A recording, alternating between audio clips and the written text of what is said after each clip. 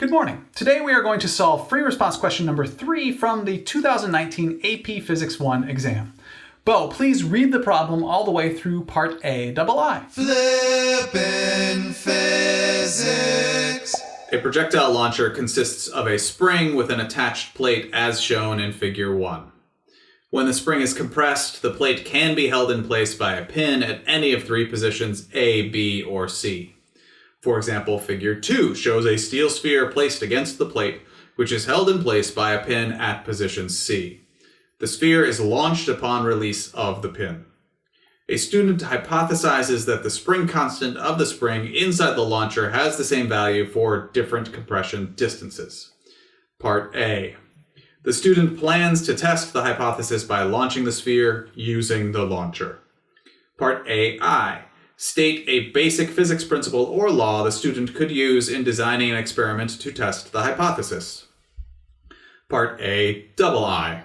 Using the principle or law stated in Part AI, determine an expression for the spring constant in terms of quantities that can be obtained from measurements made with equipment usually found in a school physics laboratory. How do we do that without designing the experiment first? Oh, is this the experimental design question for 2019? Yes, Billy, it is. And Bo, that is a great question. And my answer to your question is I do not know. Part B of this problem asks you to design an experimental procedure to test the hypothesis in which the student uses the launcher to launch the sphere. And I personally feel you need to come up with your experimental design before you answer any of Part A. Please realize it is often a good idea to read ahead in the problems and not to just answer Part A, for example, without knowing what the rest of the question is asking.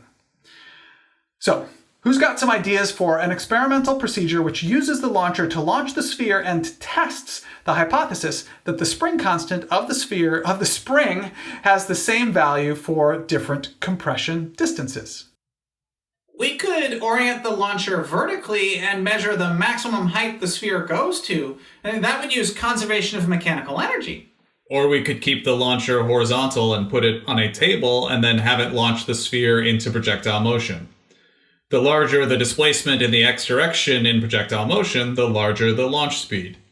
That would use conservation of mechanical energy in the launcher and projectile motion off the table.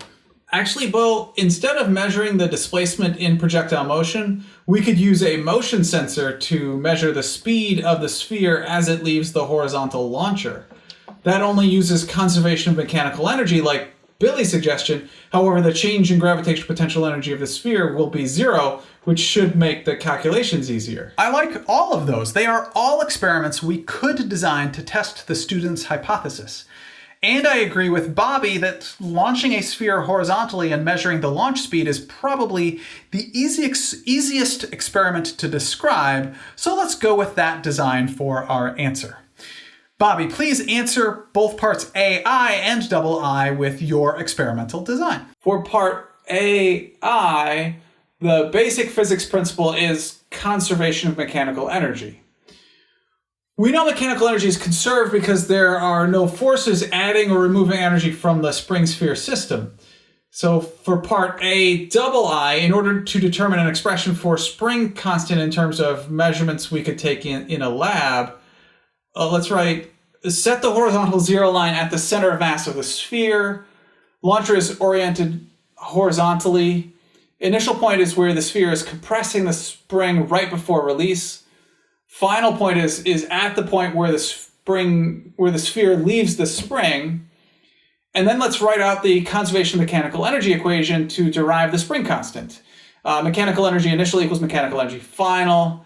There is no gravitational potential energy initial or final because the sphere is always at the horizontal 0 line. The initial velocity of the sphere is 0, so there is no initial kinetic energy.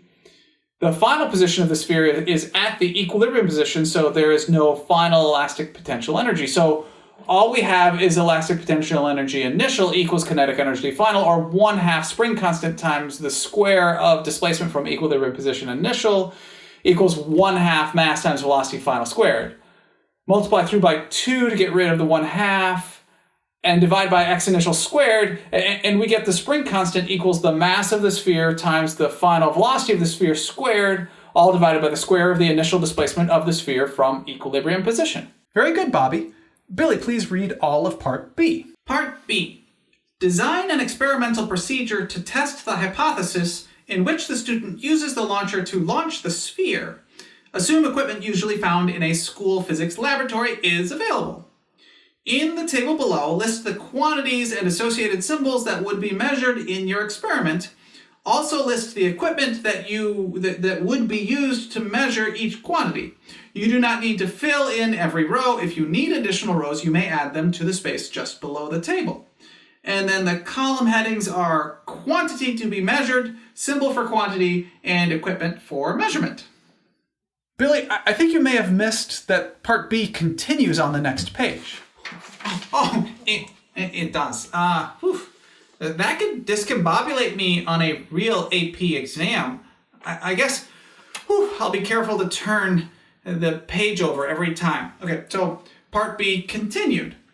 Describe the overall procedure to be used to test the hypothesis that the spring constant of the spring inside the launcher has the same value for different compression distances, referring to the table. Provide enough detail so that another student could replicate the experiment, including any steps necessary to reduce experimental uncertainty. As needed, use the symbols defined in the table and/or include a simple diagram of the setup. Thank you, Billy. Bo, please answer Part B. All right, the experimental design procedure. Here we go. Start with measure the mass of the sphere with an electronic balance. Then orient the launcher horizontally and load the sphere in the launcher. I think we need to record the initial position of the spring using the meter stick. And then we should compress the spring to a pin position. Next, we should measure the displacement of the spring from equilibrium position using the meter stick, and then release the sphere and measure the speed using the motion sensor. But which speed do we use from the motion? Okay, right. So the maximum speed measured by the motion sensor is the final speed of the sphere, or the launch speed. That's it. Thanks, Bo. But what about where it says to include any steps necessary to reduce experimental uncertainty? Did you do that? No. Please add, conduct the experiment 12 times, 4 times at each pin location. That should reduce experimental uncertainty. Yes, do not miss the including any steps necessary to reduce experimental uncertainty part of the question. Please, read carefully and make sure you are answering the entire question.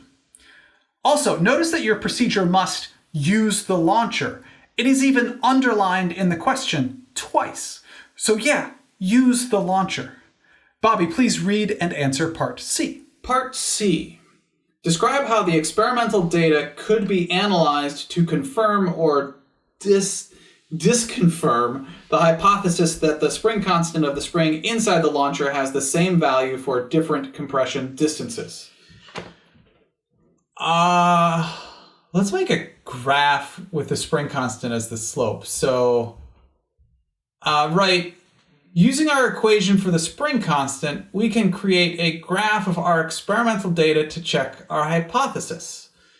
We know slope equals rise over run, so in order to have the slope of the best fit line of the graph be the spring constant, the y-axis needs to have the mass of the sphere times the square of the final velocity of the sphere on it, and the x-axis needs to have the square of the initial displacement from equilibrium position on it. The graph of the data should show a best fit line with a slope equal to the spring constant and a y-intercept near 0. If the slope and y-intercept are within experimental error, we have confirmed the student's hypothesis. Great. Thanks, Bobby. Billy, please read and answer Part D. Part D. Another student uses the launcher to consecutively launch several spheres that have the same diameter but different masses, one after another. Each sphere is launched from position A. Consider each sphere's launch speed, which is the speed of the sphere at the instant it loses contact with the plate. On the axes below, sketch a graph of launch speed as a function of sphere mass. Okay. Right. Rearrange our equation to solve for the final speed of the sphere. We get final velocity, which is the launch speed, equals the square root of the spring constant times the square of the initial displacement from equilibrium position divided by the mass of the sphere. Right. K and x sub I are both constants in this situation. Therefore, velocity as a function of time, as a function of mass, will be an inverse relationship. As mass increases, velocity decreases. So the relationship looks like, well, it's not a straight line. According to our equation, for a small mass, launch speed will be large, and for a large mass, launch speed will be small. A graph of y equals 1 over x looks roughly like this in the quadrant of the graph. Concave up and decreasing. Right, so a graph of the y equals 1 over the square root of x will be closer to both axes, but they're just looking for the shape of the curve, so it does not really matter over much. So it's just like this. What's with the whistling? I always whistle when I draw graphs in the air, don't you? I don't usually draw graphs in the air. I like the whistle. Very nice, Billy. That completes the problem, so thank you very much for learning with me today. I enjoyed learning with you.